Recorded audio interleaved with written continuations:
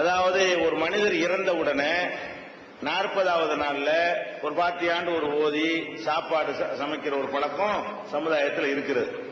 அதை சாப்பிடலாமா அப்படின்னு அவங்க கேட்கிறாங்க. முதல் விஷயம் என்னன்னு கேட்டா, ஒரு இறந்தவருக்கு நம்ம என்ன செய்யணும் என்ன செய்யக்கூடாது அதுக்கு மார்க்கத்தில் நமக்கு சொல்லி தரப்பட்டிருக்கிறது. இறந்தவருக்காக பாத்தியா ஓதுறது மார்க்கத்தில் இருந்தா நம்ம செய்யறது தப்பு கிடையாது. ஆனா இருக்குதா? நபிகள் நாயகம் ஸல்லல்லாஹு அலைஹி வஸல்லம் அவங்க உசுரோட வாழும் போது அவங்க குடும்பத்தில் நிறைய பேர் மௌத்தா போனாங்க. ரசூல் ஸல்லல்லாஹு அலைஹி வஸல்லம் உயிரோட இருக்கிறாங்கல்ல, அப்பவே அவங்க மனைவி கதீஜா மௌத்தா போனாங்க. கதீஜாவுக்கு வேண்டி இந்த 3ஆம் பாத்தியா 7ஆம் பாத்தியா ஓதுனாங்களா, 40 ஓதுனாங்களா, சாப்பாடாக்கி போட்டாங்களா? போடவே இல்லை. நபிகள் நாயகம் ஸல்லல்லாஹு அலைஹி வஸல்லம் உசுரோட இருக்கும் பொழுது அவங்களுடைய சிறிய தகப்பனார் ஹம்சா அவங்க இறந்து போனாங்க. அவங்களுடைய இன்னொரு தம்பி ஜாஃபர் அவர் இறந்து போனார் ஒரு போர்க்களத்தில். அவங்களுக்காக வேண்டியெல்லாம் ரசூல் ஸல்லல்லாஹு அலைஹி வஸல்லம் இந்த மாதிரியான பாத்தியாலும் ஓதுனாங்களா? என் தம்பி மௌத்தா போயிட்டாரு, எங்க சின்னப்பா மௌத்தா போயிட்டாங்க அப்படின்னு ஓதுனாங்களா? இல்ல. ரசூல் ஸல்லல்லாஹு அலைஹி வஸல்லம் இந்த உயிரோட இருக்கக்கூடிய காலத்திலேயே அவங்களுக்கு எல்லாம் 4 பொம்பளை பிள்ளைய கொடுத்தான். 3 பொம்பளை பிள்ளை உயிரோட இருக்கும்போது மௌத்தா போயிட்டாங்க. ரசூல் ஸல்லல்லாஹு அலைஹி வஸல்லம் உயிரோட இருக்கும் பொழுது அவங்களுடைய 3 பொம்பளை பிள்ளை நினைஞ்சிட்டாங்க, மௌத்தா போயிட்டாங்க. ஜைனப் ரசூலுல்லாஹ் உயிரோட இருக்கும்போது மௌத்தா போயிட்டாங்க. ருக்கையா ரசூலுல்லாஹ் உயிரோட இருக்கும்போது மௌத்தா போயிட்டாங்க. உம்மு குல்சும் அவங்களும் ரசூலுல்லாஹ் உயிரோட இருக்கும்போது மௌத்தா போனாங்க. பாத்திமா நாயகி மட்டும்தான் ரசூலுல்லாஹ்வுக்கு பிறகு 6 மாசம் கழிச்சு, அதுவும் அற்பாயுசு தான். ரசூலுல்லாஹ் மௌத்தா போய் 6வது மாசத்துல அவங்களும் மௌத்தா போயிட்டாங்க, சின்ன வயசுலயே.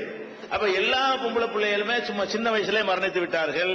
அதுல 3 பொம்பளை பிள்ளைங்க ரசூல் ஸல்லல்லாஹு அலைஹி வஸல்லம் ஹயாத்தோட இருக்கும்போது மௌத்தா போயிட்டாங்க. அப்போ ஒரு மனிதர் இதெல்லாம் மார்க்கத்தில் செய்யறதா மகளுக்கு செஞ்சிருப்பாங்கல்ல, என் மகன் மௌத்தா போச்சு, வாங்க எல்லாரும் 40ஆம் பாத்தியா ஓதுவோம், சாப்பாடு போய் சாப்பிடுவோம் அப்படின்னு சொன்னாங்களா?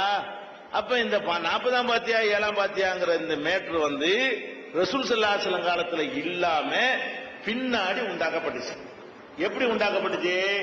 இந்து மதத்துல யாராவது இறந்துட்டாங்கன்னு சொன்னா அவங்களுக்கு திதி தவசம் அப்படின்னு சில ஜாமான்கள்லாம் வச்சு படைக்குவாங்க.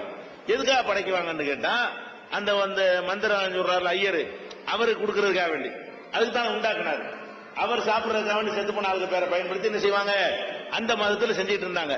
நம்ம ஆளுக்கு இந்த மாதிரி அஜித் மாதிரிலாம் பார்த்தாங்க, அவங்க மட்டும் சம்பாரிச்சு நம்ம சம்பாதிக்க கூடாதா அப்படின்னு சொல்லி, நீ திதி தவசம்னா நாங்க கத்தம் பாத்தியா அப்படின்னு உண்டாக்குனது தானே தவிர இது என்ன இல்ல, இது மார்க்கம் கிடையாது. அதனால செத்த வீட்டுல பாத்தியா விட்டு சும்மா போறாரா, செத்து காசு வாங்கிட்டு போறாரா? மார்க்கத்தை செய்யறதுக்கு வந்தா செஞ்சுட்டு பாத்தியா விட்டு போக வேண்டியதானே. வகை வகையா சாப்பாடு சாப்பிட்டு ரூபாய் வாங்கிட்டு போறாரா இல்லையா? அப்ப சம்பாதிக்கிறதுக்காக வேண்டி இதை யாரோ நினைச்சிட்டாங்க, நம்ம சமுதாயத்துல திணிச்சிட்டாங்க. அதான் உண்மை. இது முதல்ல இது கிடையாது, விளங்கிக்கிறணும். ஒருத்தர் இறந்துட்டாரு என்று சொன்னால் அவருக்கு செய்ய வேண்டிய காரியம் சிலது இருக்குது, அதை நம்ம செய்யறது கிடையாது. நம்ம குடும்பத்தில் ஒரு ஆள் மூத்தா போயிட்டாருன்னு வைங்களேன், அவருக்கு செய்யற முதல் காரியம் என்ன? அவருடைய கடனை நம்ம அடைக்கணும். எங்க பாப்பா மூத்தா போயிட்டாருன்னு வைங்களேன், அவர் யார்கிட்ட கடன் வாங்கியிருப்பாரு. நான் அவருக்கு நன்மை செய்ய நாடினால் அவர் நரகத்துக்கு போகக்கூடாது, அவர் சொர்க்கத்துக்கு போகணும்னு ஆசைப்பட்டா எங்க பாப்பா யார்ட்டெல்லாம் கடன் வாங்கினாரோ அந்த கடனை நான் திருப்பி கொடுக்கணும். இல்லாட்டி என்னவாயிரும், கடன் கொடுத்தோம் அங்க சட்டையை பிடிப்பான். யார் கடன் கொடுத்தானோ மறுமையில பிடிப்பான். அங்க மறுமையில ரூபாயெல்லாம் திருப்பி கொடுக்க முடியாது. என்னத்தை கொடுக்கணும்? அமலத்தான் கொடுக்கணும். எங்க பாப்பாவுடைய நன்மையெல்லாம் அவருக்கு போய் சேர்ந்துரும். யாருக்கு? எங்க பாப்பாக்கு யார் கடன் கொடுத்தாரோ அவருக்கு அந்த நன்மையெல்லாம் போய் சேர்ந்துரும். அதுக்கு மேலேயும் கடன் சின்ன வைங்க, இவத்து அமலே இருக்காது. அவன் பாவத்துக்கு நம்மதில் எல்லாம் வச்சு விட்டுருவான். அப்ப நம்ம மறுமையில வெற்றி பெறதா இருந்தால் செத்து போனவருக்கு கடன் இருக்கக்கூடாது. அதை உங்களுடைய வாரிசுகள் என்ன செய்யணும்? அதை கஷ்டப்பட்டு சிரமப்பட்டாவது அதை தீர்க்கணும். தீர்க்க வசதி இல்லை என்று சொன்னா போய் கெஞ்சணும்.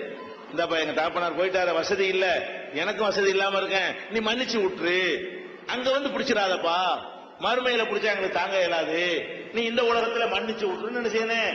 நம்ம யார்ட்டையார் நம்ம தகப்பனாரோ தாயாரோ நம்ம வேண்டியவங்க கடன் வாங்கிட்டு இறந்துட்டாங்கன்னு சொன்னா ஒன்னு தீர்க்க பாடுபடணும். சொத்தை வித்தாவது, நகையை வித்தாவது, எதை வித்தாவது அந்த கடனை தீர்த்து விட்டுருவோம், சொர்க்கத்துக்கு போகட்டும். எந்த விதமான சோர்ஸும் இல்லைன்னு சொன்னா நம்ம என்ன செய்யணும்?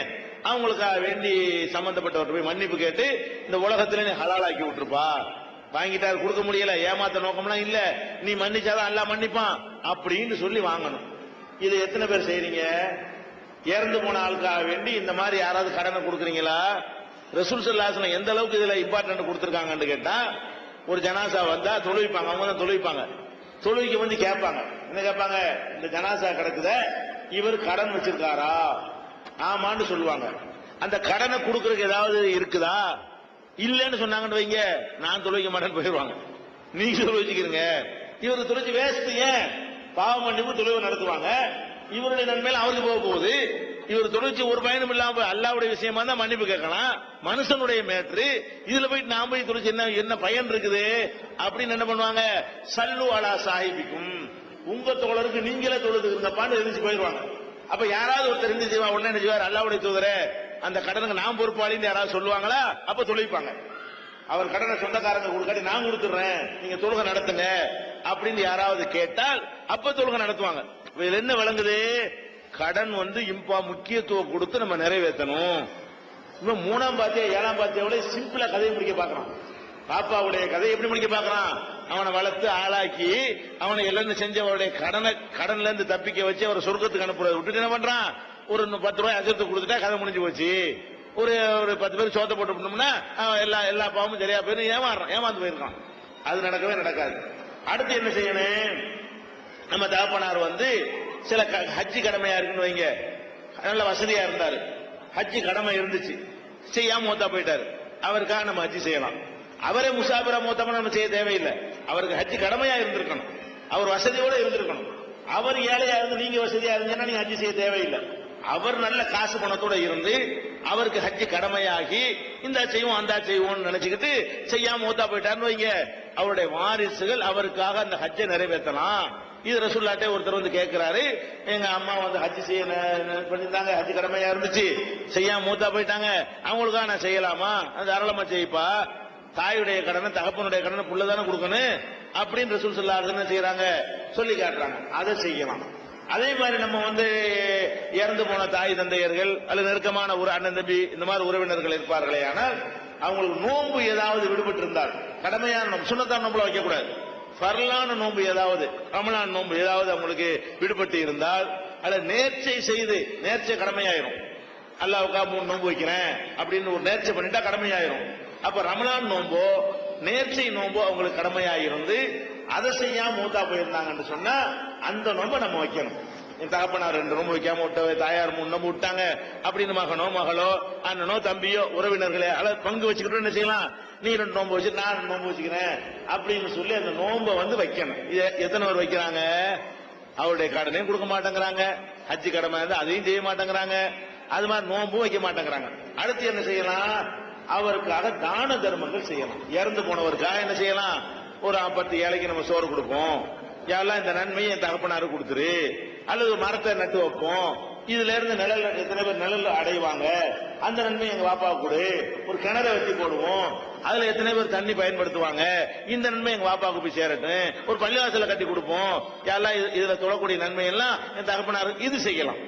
நம்மளே சுயமாக நம்ம பெற்றோருக்காக வேண்டி என்ன செய்யலாம், தான தர்மங்கள் செய்வதற்கு மார்க்கத்தில் அனுமதிக்கப்பட்டிருக்கிறது. அதுவும் ஒரு சகாபி கேட்பாரு, அல்லாஹ்வுடைய தூதரே என் தாயார் சக்கராத்து கால்ல இருந்தாங்க, என்னமோ சொல்ல நினைச்சாங்க, என்னன்னு எனக்கு தெரியல, தர்மம் செய்யத்தான் அவங்க விரும்புற மாதிரி எனக்கு தெரியுது, அவங்களுக்காக நான் தர்மம் செய்யலாமா, தாராளமா தர்மம் செய்ப்பாங்கிறாங்க. அப்ப அதுதான் மூலதன மார்க்கத்தில் இறந்து போன ஆளுக்காக செய்யறது. இந்த குர்ஆன் ஓதுறது, யாசின் ஓதுறது, அது பாத்தியா ஓதுறது, இதெல்லாம் சாப்பாடுகளை வைக்கிறது, படையல் பண்றது, இதெல்லாம் கூடாது. அப்ப இந்த மாதிரி கூடாத ஒரு விஷயமா இருந்தால் அதை நம்ம புறக்கணி, அந்த சாப்பாடை சாப்பிடக்கூடாது. எப்ப மார்க்கத்தில் இல்லாத ஒரு காரியம் ஆயிடுச்சோ அதை போய் சாப்பிட்டு வந்தீங்கன்னா நீங்க அதை அங்கீகரிக்கிறேன்னு ஆயிரும். ஒரு தீமையான காரியத்தை கண்டால் 3 வகையில் நம்ம புறக்கணிக்கணும். மர்ரா மின்கும் முன்கரன் பள்ளி கையுருபி எதிகி, ஒரு தீமையான காரியம் நடக்க கண்டால் கையால தடுக்கணும். பாத்தியாவும் கையால தடுக்க முடியாது, வாயால தடுக்கணும், அது கேட்க மாட்டான். மனசால வெறுக்கணும். 3வது மனசால வெறுக்கிறேன் என்ன அர்த்தம், திண்டுகிட்டே மனசால வெறுக்க முடியுமா? மனசால ஒருத்தன் இப்படி திம்பாம ஒருத்தன் நான் திங்க மாட்டேன்னு நீங்க சொன்னா தான் மனசால வெறுக்கிறீன்னு அர்த்தம். இந்த மாதிரி இல்லாத உன்னையெல்லாம் நீ உண்டாக்கி வச்சிருக்கிறப்ப இந்த 40ஆம் பாத்தியா சோறு 30ஆம் பாத்தியா சோறு அங்க அனுப்பாத, அதை வாங்க மாட்டேன். மார்க்கத்தில் உள்ள சாப்பாடை கூட நான் வாங்கிக்கிறேன், மார்க்கத்தில் இல்லாத ஒரு சடங்கனை உண்டாக்குனேன்னு சொன்னா அதுக்கு நான் உடந்தையா இருக்க மாட்டேன்னு சொல்லி அந்த உணவை நம்ம என்ன செஞ்சிருந்தேன், திருப்பி அனுப்பிவிட வேண்டும். துணையாக, பாவத்துக்கு துணையாக நிக்க கூடாது.